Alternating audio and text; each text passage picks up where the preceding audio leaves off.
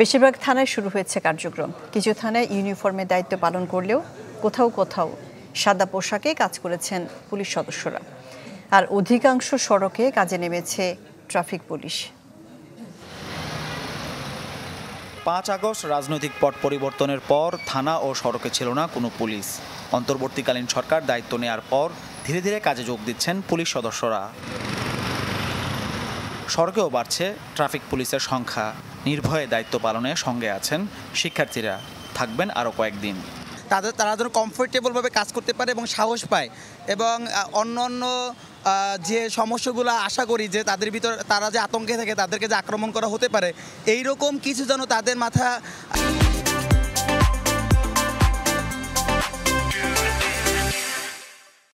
না আসে, এজন্য আমরা এখনো আছি। আমাদের স্টুডেন্ট ভাইরা আমাদের বাম লেন পরিষ্কার করতে সাহায্য করতেছে। আগে গিয়ে যে সংখ্যক গাড়ি আমরা আমাদের সময় ডিউটি করে পাস করতাম, এখন তার চেয়ে বেশি সংখ্যক গাড়ি পাস হতে পারতেছে। এখনও পুলিশের বিভিন্ন স্থাপনায় রয়েছে ধ্বংসযজ্ঞের ছাপ। থানাকে কার্যকর করতে পুলিশের পাশাপাশি কাজ করে যাচ্ছেন শিক্ষার্থীরা।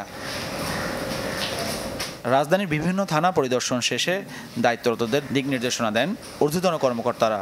মানুষের যাতে নির্বিঘ্নে চলাফেরা করতে পারে, মানুষের আস্থায় যাতে আমরা যেতে পারি, এই কার্যক্রমগুলো আমরা শুরু করেছি এবং আমরা ঠিক আগের থেকে আরও গতি নিয়ে মানুষের কাছে আরও আস্থায় গিয়ে এই কার্যক্রমগুলো আমরা করব।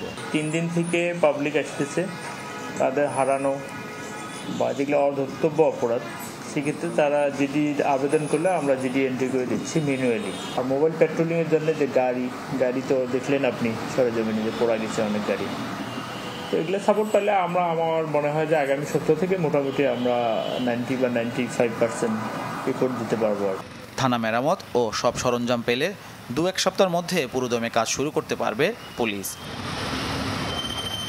মাহফুজ কামাল, চ্যানেল 24, ঢাকা।